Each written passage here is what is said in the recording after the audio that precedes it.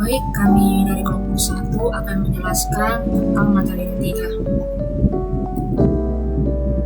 Yang pertama yaitu bagan pengambilan keputusan, yang pada diagram ini ada fase intelijensi, di mana proses yang terjadi pada fase intelijensi adalah yang pertama identifikasi masalah atau peluang, kedua klasifikasi masalah atau konseptualisasi terhadap suatu masalah dalam suatu kategori yang dapat didefinisikan mengarah pada pendekatan solusi standar, pendekatan mengklasifikasikan masalah-masalah sesuai tingkat strukturisasi pada masalah tersebut, dan ada dekomposisi masalah, dan terakhir pemilihan masalah. Ada juga fase desain, yaitu tahap desain meliputi pembuatan, pengembangan, dan analisis hal-hal yang mungkin untuk dilakukan. Termasuk juga di sini pemahaman masalah dan pengecekan solusi yang layak. Juga model dan masalahnya dirancang, dites, dan divalidasi.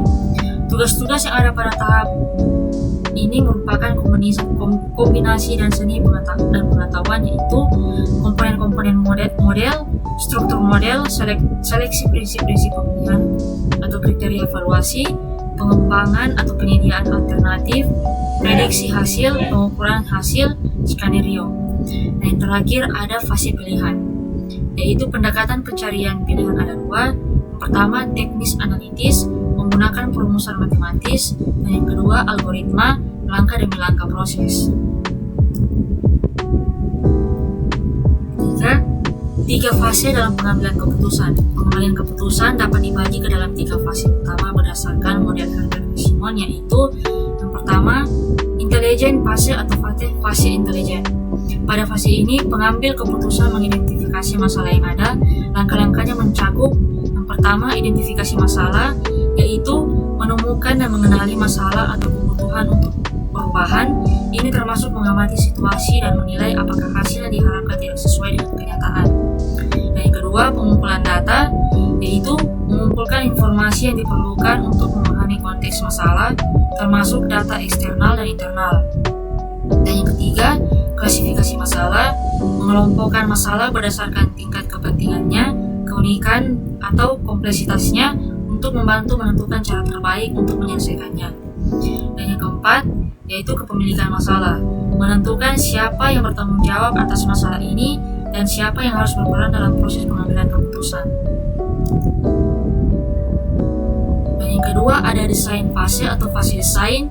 Pada fase desain, model atau solusi yang mungkin dikembangkan untuk merepresentasikan sistem yang terlibat. Langkah-langkah dalam fase ini meliputi yang pertama, rekonstruksi masalah, yaitu menganalisis masalah secara lebih rinci dan menyusun model representatif yang menggambarkan bagaimana berbagai faktor saling berhubungan. Dan yang kedua, pengembangan alternatif, yaitu mengidentifikasi dan mengembangkan berbagai alternatif solusi yang memungkinkan. Dan yang ketiga, simulasi, yaitu menggunakan model untuk mensimulasikan hasil dari berbagai alternatif, baik dengan alat matematis, statistik, atau peramalan. Dan yang ketiga, choice fase atau fase pemilihan. Pada fase ini, pengambil keputusan memilih solusi terbaik dari berbagai alternatif yang telah dikembangkan pada fase desain. Proses ini mencakup yang pertama, evaluasi alternatif, yaitu mempertimbangkan pro dan kontra dari setiap alternatif dengan mempertimbangkan kriteria yang relevan seperti biaya, risiko, dan manfaat. Dan yang kedua, pemilihan solusi, memilih alternatif terbaik yang dianggap paling efektif untuk menyelesaikan masalah berdasarkan kriteria yang telah ditetapkan. Dan yang ketiga, yaitu implementasi keputusan. Setelah solusi dipilih, keputusan harus diimplementasikan dalam sistem yang relevan. Lanjut pada intelligence fase. Intelligence fase adalah fase awal dalam proses pengambilan keputusan, di mana fokusnya adalah pada pemahaman dan penguraian masalah yang dihadapi. Berikut rincian dari komponen dalam fase ini. Yang pertama ada identifikasi masalah.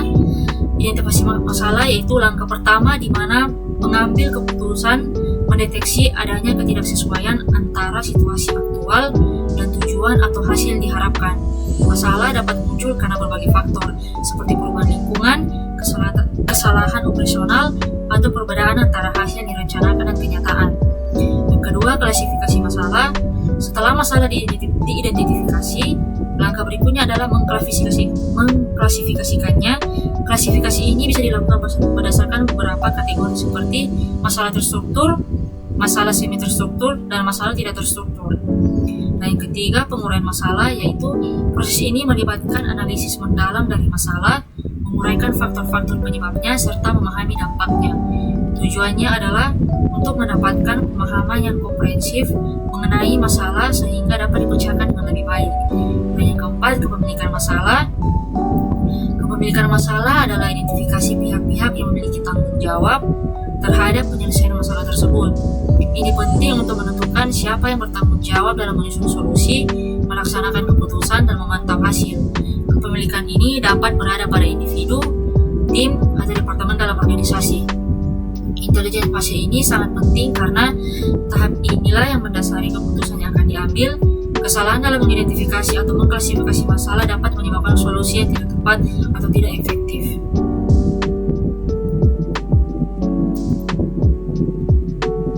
Berikutnya, identifikasi masalah dalam intelijen fase. Identifikasi masalah adalah langkah pertama dan sangat penting dalam pengambilan keputusan. Tujuan dari langkah ini adalah untuk menentukan apakah ada suatu masalah yang memerlukan solusi, serta memahami karakteristik dan dampaknya terhadap organisasi. Pada fase ini, kita berusaha mengidentifikasi secara jelas tujuan dan sasaran organisasi yang berkaitan dengan isu yang muncul. Langkah-langkah utama dalam identifikasi masalah yang pertama yaitu memahami tujuan dan sasaran organisasi. Proses dimulai dengan memahami apakah tujuan organisasi tercapai atau tidak. Jika tidak, itu indikasi adanya masalah. Dan kedua, menentukan adanya masalah. Dengan menganalisis data, produktivitas, dan performa organisasi, pengambil keputusan menentukan apakah ada masalah yang perlu diatasi. Dan ketiga, membedakan masalah dan gejala. Penting membedakan antara masalah atau penyebab utama dan gejala atau tanda-tanda masalah. Gejala bisa berupa penurunan produktivitas atau kualitas, tetapi penyebab sebenarnya mungkin berbeda, seperti manajemen yang buruk atau kekurangan sumber daya. Dan yang keempat, menentukan luas dan dampak masalah. Investigasi dilakukan untuk menilai seberapa besar masalah dan dampaknya terhadap organisasi. Dan yang kelima, definisi masalah yang jelas. Masalah harus didefinisikan secara eksplisit untuk memastikan analisis dan pengambilan keputusan yang tepat. Dan yang keenam, analisis data dan investigasi. Pengambilan keputusan didasarkan pada data real dan estimasi masa depan, memastikan masalah teridentifikasi dengan benar setelah investigasi awal. Dan yang ketujuh, sistem informasi dan gejala. Sistem informasi harus digunakan untuk mengidentifikasi masalah, bukan hanya melaporkan gejalanya. Isu yang muncul dalam pengumpulan dan estimasi data. Ada beberapa isu yang sering muncul dalam pengumpulan data dan estimasi data saat pengambilan keputusan. Yang pertama, data tidak tersedia. Kadang, data yang dibutuhkan untuk analisis tidak tersedia, membuat pengambilan keputusan menjadi sulit atau tidak akurat. Dan yang kedua, biaya pengumpulan data. Mengumpulkan data bisa memerlukan biaya yang besar, baik untuk sumber daya manusia maupun teknologi yang digunakan. Dan yang ketiga, data tidak akurat atau tidak tepat. Data yang dikumpulkan mungkin memiliki kesalahan atau tidak cukup rinci untuk mendukung keputusan yang baik. Estimasi data subjektif. Proses estimasi seringkali melibatkan penilaian subjektif yang bisa mengurangi objektivitas dan akurasi prediksi. Yang kelima, keamanan data. Data yang dikumpulkan mungkin tidak aman atau rentan terhadap penyalahgunaan, mengancam privasi atau kerahasiaan organisasi. Dan yang keenam, data kualitatif. Data penting yang mempengaruhi keputusan sering bersifat kualitatif dan sulit diukur secara numerik, membuatnya lebih sulit untuk dianalisis. Dan yang ketujuh, hasil akhir lebih lama dari yang diharapkan. Kadang, hasil akhir dari keputusan yang diambil muncul lebih lambat dari waktu yang diharapkan, memperpanjang proses evaluasi. Dan yang ke-8, asumsi data historis sangat sama dengan masa depan. Seringkali diasumsikan bahwa pola data masa depan akan sama dengan data historis, padahal kondisi dapat berubah. 9. Klasifikasi masalah dalam intelijen fase.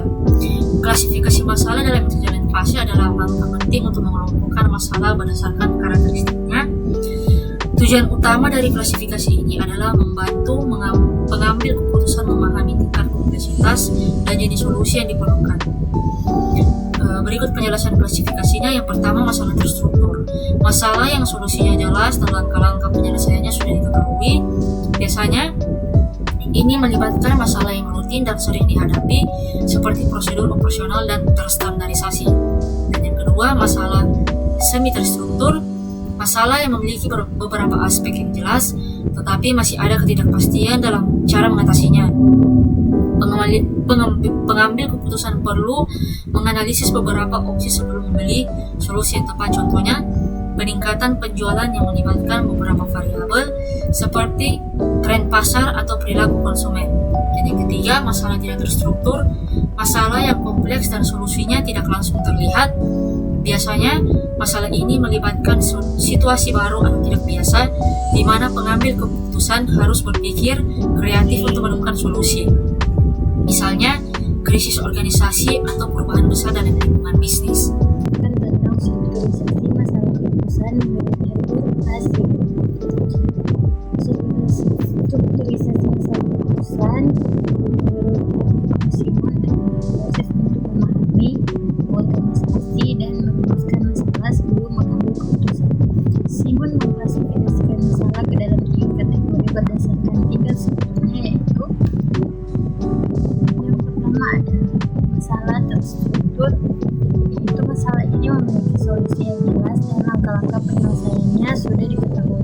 Semua elemen masalah, termasuk data, informasi, dan aturan yang diperlukan tersedia secara lengkap. Contoh masalah terstruktur adalah perhitungan anggaran atau pengelolaan stok barang.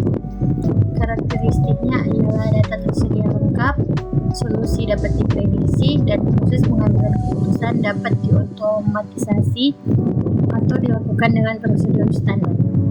Yang kedua ada masalah semi terstruktur. Ini adalah masalah yang memiliki beberapa elemen yang terstruktur, tetapi ada beberapa aspek yang belum pasti atau tidak lengkap. Mengambil keputusan memiliki sebagian informasi, tetapi tidak seluruhnya, sehingga perlu menggunakan intuisi atau analisis untuk melengkapi kekosongan tersebut. Karakteristiknya ialah ada sebagian data atau informasi yang tersedia, tetapi ada ketidakpastian dalam beberapa variabel. Yang kedua, perlu kombinasi antara analisis dan intuisi.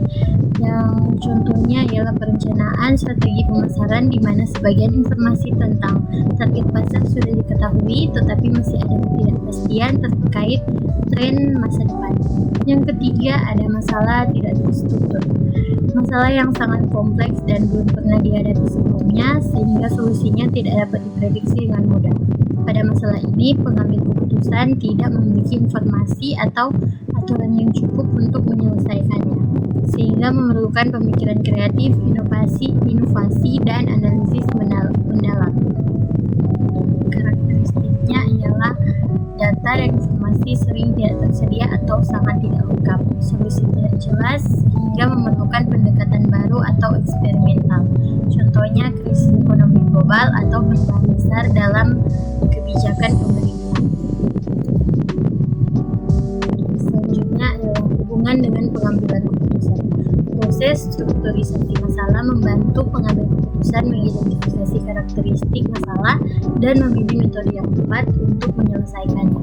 Pada masalah yang terstruktur, pengambil keputusan bisa menggunakan prosedur standar atau algoritma, sementara pada masalah semi terstruktur atau tidak terstruktur, dibutuhkan pendekatan yang lebih fleksibel seperti model simulasi, analisis mendalam, atau pemikiran kreatif. Selanjutnya ada penguraian dekomposisi masalah, adalah proses mencegah masalah yang kompleks menjadi bagian-bagian kecil agar lebih mudah dianalisis dan diselesaikan. Berikut ada langkah-langkah penguraian masalah. Yang pertama, identifikasi komponen utama. Di sini kita akan menentukan aspek-aspek utama dari masalah. Yang kedua ada pemecahan menjadi sub-masalah, yaitu setiap komponen dipecah menjadi sub-masalah yang lebih spesifik. Yang ketiga ada analisis sub-masalah.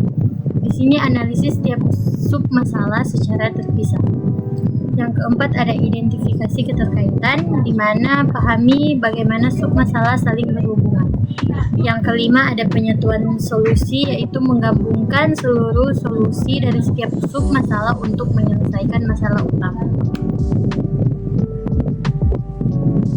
Hal yang tadi bermanfaat untuk mempermudah pemahaman, mengurangi kompleksitas, dan memfasilitasi analisis lebih fokus. Selanjutnya ada kepemilikan masalah, yaitu konsep yang mengacu pada siapa yang bertanggung jawab atas identifikasi, analisis, dan penyelesaian suatu masalah dalam organisasi.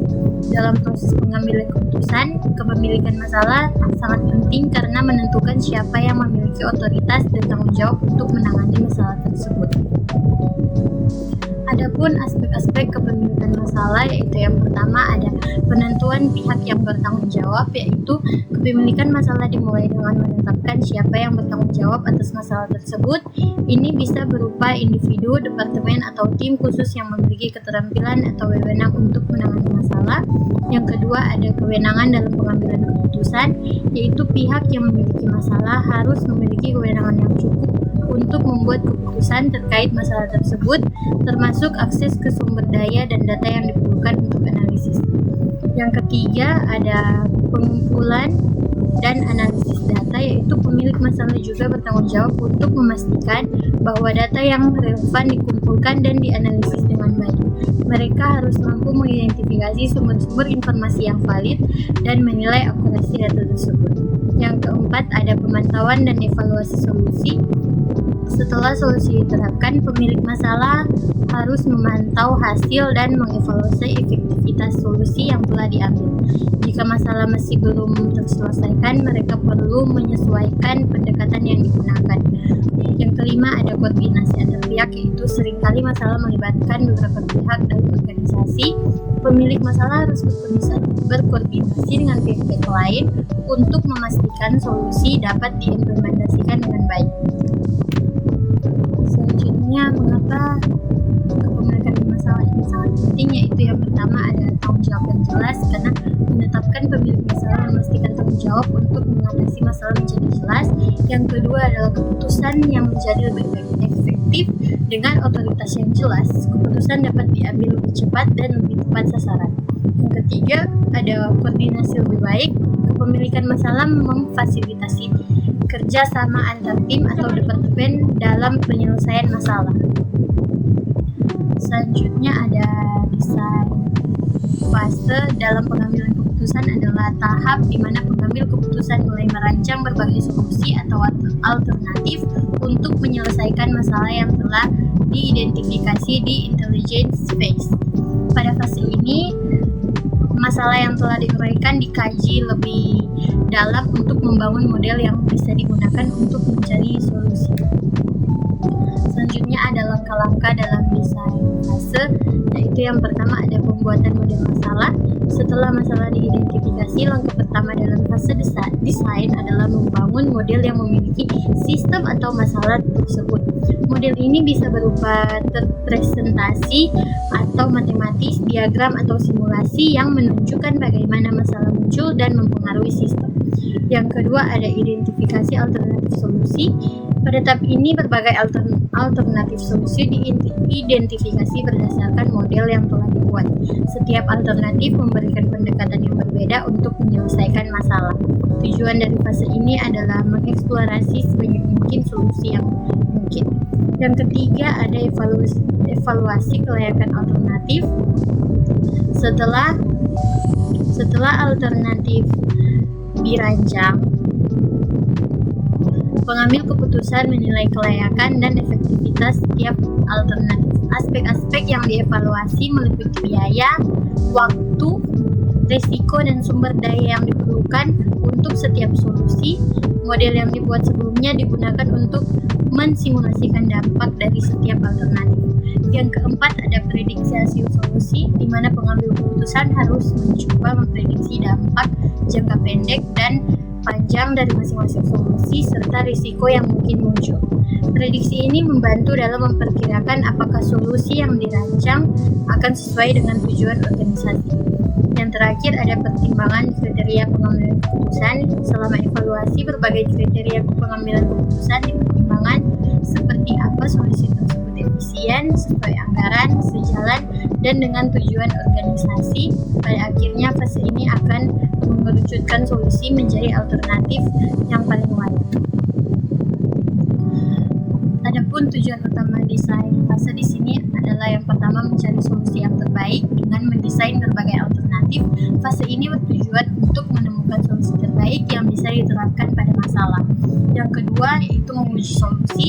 Alternatif diuji secara teoritis atau melalui simulasi untuk melihat seberapa efektifnya solusi tersebut menyelesaikan masalah. Yang ketiga ialah mengurangi risiko.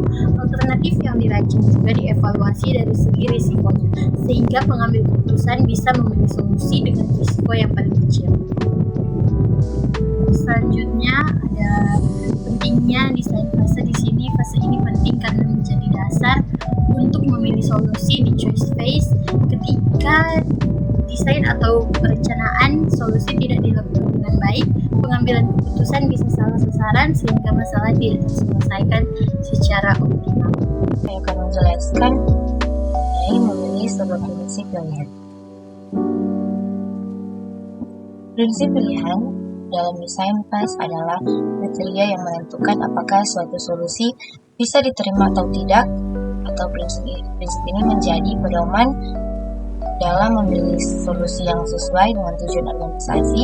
Pada model pengambilan keputusan, prinsip pilihan adalah variabel hasil yang menunjukkan kualitas solusi.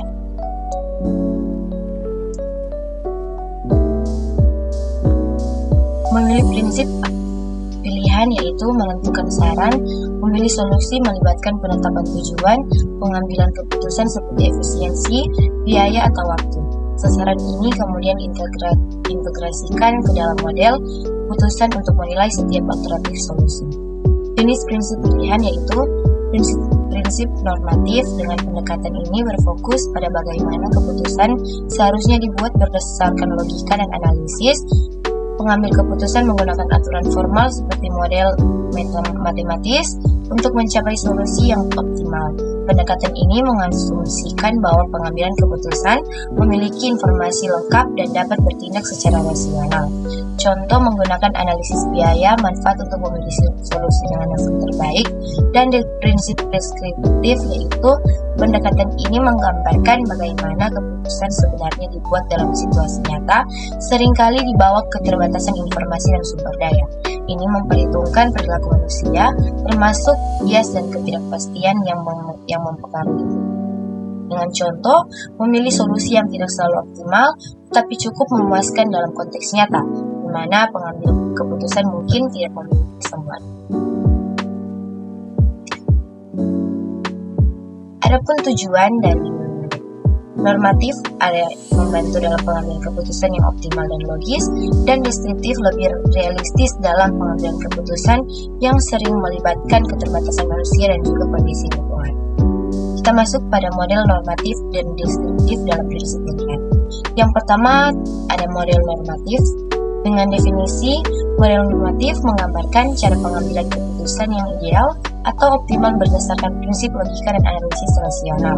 Model ini bertujuan untuk memandu pengambil keputusan menuju solusi terbaik dengan menggunakan aturan dan metode formal. Yang kedua, model deskriptif, yaitu ada definisi. Model deskriptif menggambarkan bagaimana keputusan sebenarnya diambil dalam praktik, seringkali dengan mempertimbangkan keterbatasan informasi, bias manusia, dan kondisi lingkungan. Model ini pada penggambaran proses pengambilan keputusan atau dalam konteks nyata.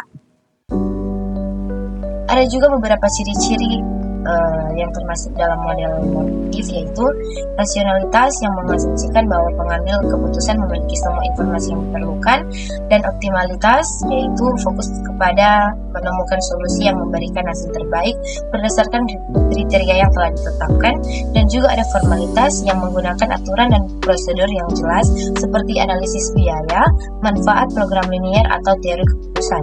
Dan juga terakhir ada juga yang dapat memprediksi hasil dari setiap alternatif solusi secara objektif.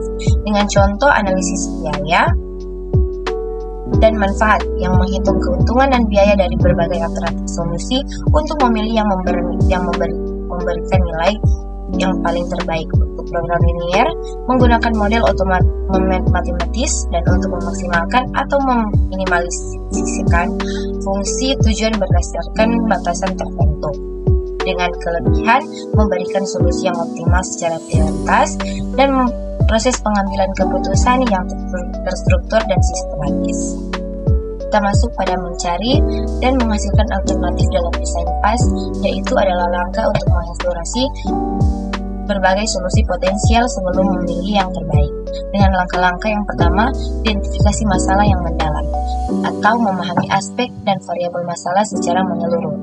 Yang kedua ada brainstorming, yaitu mengumpulkan ide sebanyak mungkin tanpa batasan. Yang ketiga ada penelitian dan benchmarking, yaitu meneliti solusi dari organisasi lain dan praktik terbaik. Dan yang keempat ada pengembangan model dan simulasi, yaitu membuat model atau prototype untuk menguji alternatif. Yang kelima ada evaluasi awal alternatif, yang menilai alternatif berdasarkan kriteria seperti biaya, manfaat, dan risiko. Dan juga terakhir ada pertimbangan kreatif, yang menggunakan teknik kreatif untuk menemukan solusi inovatif. Kita masuk pada mengukur hasil akhir dari desain PAS. Mengukur hasil akhir dari desain PAS adalah langkah untuk menilai efektivitas atau solusi yang dirancang. Tujuannya yaitu adalah memastikan solusi memenuhi tujuan dan kriteria sebelum dilanjutkan. Dengan langkah-langkah yaitu yang pertama, penetapan kriteria evaluasi, yang di dalamnya yaitu menentukan kriteria seperti biaya, manfaat, dan risiko. Kemudian ada pengumpulan data, yang di dalamnya ada kumpulan data relevan dari model, simulasi, dan prototype. Yang ketiga ada analisis kinerja, yang di dalamnya yaitu membandingkan hasil yang diharapkan dengan hasil aktual. Dan yang keempat ada pengukuran keberhasilan atau evaluasi, seberapa baik solusi mencapai tujuan. Yang selanjutnya ada review dan validasi atau peninjauan hasil yang pemangku dan untuk kepentingan memastikan kecocokan. Dan yang terakhir ada penyusunan laporan, yaitu dalam buat laporan akhir yang merangkum temuan dan rekomendasi. Ada juga beberapa langkah-langkah, yaitu mengidentifikasi masalah mendalam, yaitu memahami aspek dan variabel secara menyeluruh, dan seterusnya ada verifikasi solusi yang menyediakan berbagai opsi, inovasi yang menemukan solusi baru dan unggul, dan mengurangi risiko memiliki beberapa opsi untuk mengurangi kemungkinan kegagalan. Contoh, untuk masalah efisiensi produksi, alternatif bisa meliputi teknologi otomatis baru, optimasi proses produksi, pelatihan karyawan, penggantian bahan baku.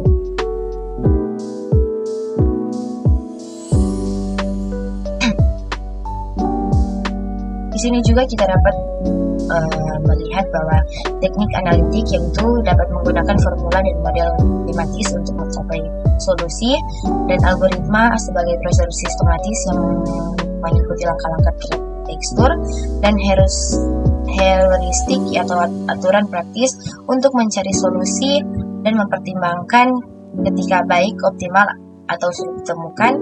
Ada juga blind search, yang pencarian tanpa mempertimbangkan informasi sebelumnya yang seringkali dilakukan secara acak. Pendekatan ini dapat membantu dalam mengevaluasi dan memilih solusi terbaik dari alternatif yang ada dengan mempertimbangkan berbagai metode berdasarkan konteks dan kebutuhan. Choice path adalah tahap di mana keputusan akhir dibuat dan komitmen diambil untuk solusi yang dipilih.